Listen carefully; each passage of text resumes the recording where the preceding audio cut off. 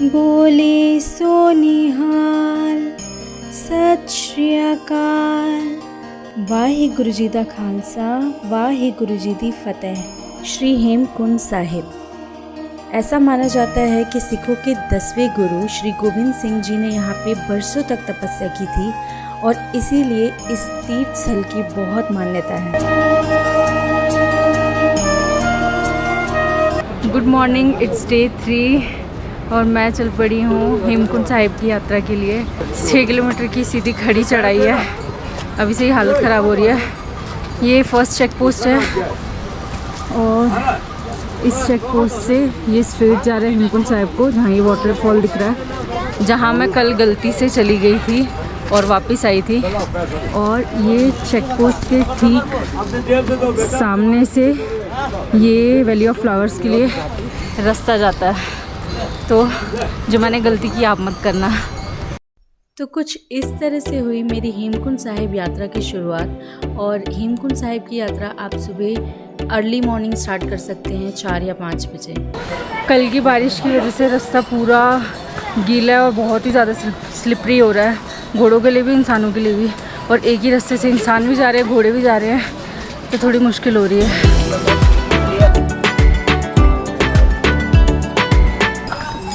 वैसे तो मौसम अच्छा है और हल्की हल्की धूप आ रही है पहाड़ों पे, स्नो कैप्ड माउंटेन्स और उस पर धूप। अभी से ही बुरी हालत हो गई है। अभी सिर्फ 2 किलोमीटर आया है, 4 किलोमीटर और जाना है ऊपर और आगे की चढ़ाई और मुश्किल है। ऐसे ऐसे जिगजैग पहुंच जाएंगे धीरे धीरे। वैसे रश बहुत ज़्यादा है कल के कंपैरेटिवली।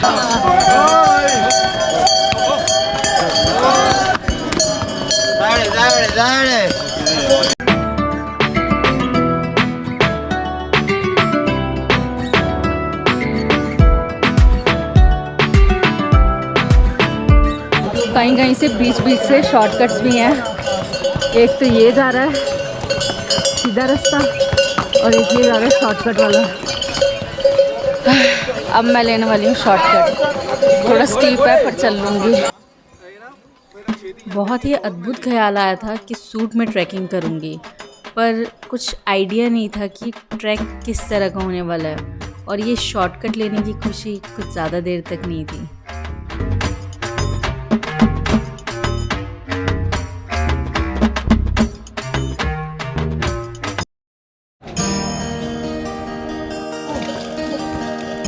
जान निकल गई चढ़ चढ़ के।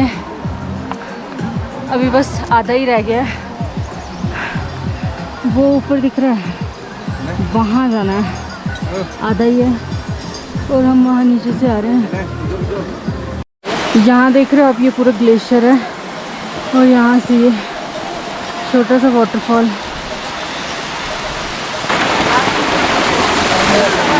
बहुत ठंडा है।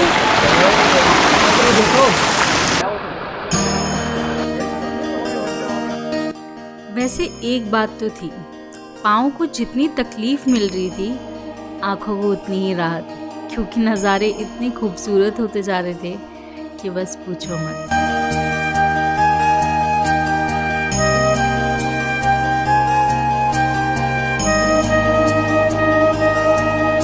सो बेसिकली बहुत पास आ गए गुरुद्वारे के और नज़ारे बहुत ही लाजवाब हो रहे हैं, जैसा कि आप देख सकते हो।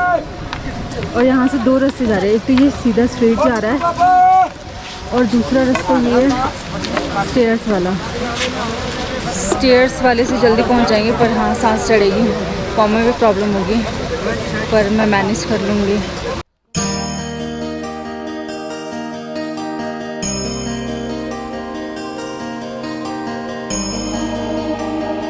लगभग 350 सीढ़ियाँ चढ़ी थी और इतने में ही हालत ख़राब हो चुकी थी।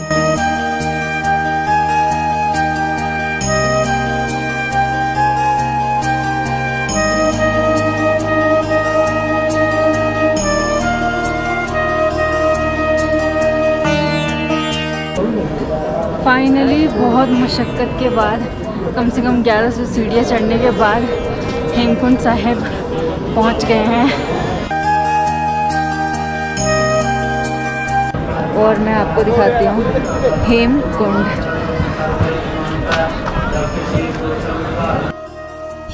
कुंड यानी कि बर्फ की झील, लेक ऑफ स्नो।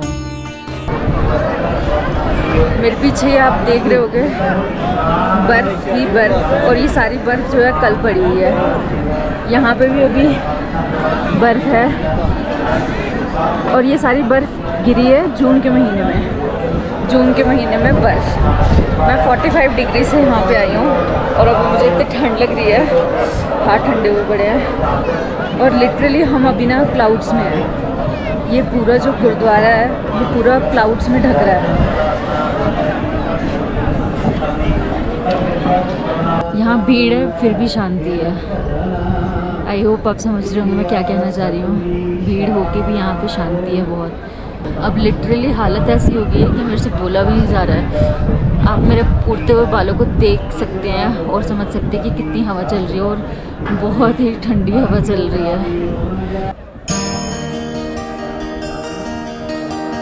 कुछ देर ठंड में ठिठुरने के बाद मैंने सोचा अब दर्शन किए जाएं। 2 बजे गुरुद्वारा बंद हो जाता है, तो 2 बजे से पहले पहले आपको दर्शन करने होते हैं।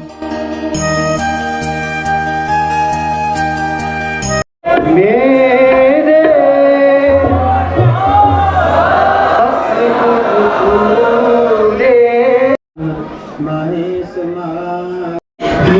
अभी माथा टेक लिया और ठंड से आप देख ही रहे हो कि मैं कैसे काम रही हूँ।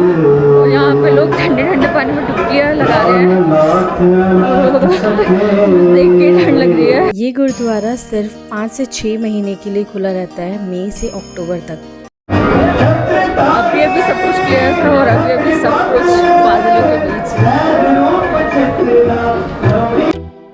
और इसी तरह देखते ही देखते स्नोफॉल भी शुरू हो गई। मेरे बालों पे कभी स्नोफॉल हो रही है, कभी रेनफॉल हो रही है। ऐसा ही हो रखा है मौसम। और अब तैयारी है वापस जाने की। ऑलमोस्ट आधे रास्ते पहुँचने वाली हूँ और स्नोफॉल थोड़ी तेज़ होती जा रही है। फाइनली पहुँच गई हूँ मैं घाघरिया। बस 500 मीटर होगा मेरा होटल। वहाँ से सामान उठाऊँगी और निकल जाऊँगी फिर मैं जोशीमठ के लिए। बहुत लंबा सफ़र है। Thank you so much for watching it. अगर आपने वैली ऑफ फ्लावर्स और घाघरिया बेस कैंप का ब्लॉग नहीं देखा है तो प्लीज़ डू वॉच इट। मिलते हैं नेक्स्ट ब्लॉग पे, तब तक के लिए bye from nature, from Ghangaria, from Uttarakhand.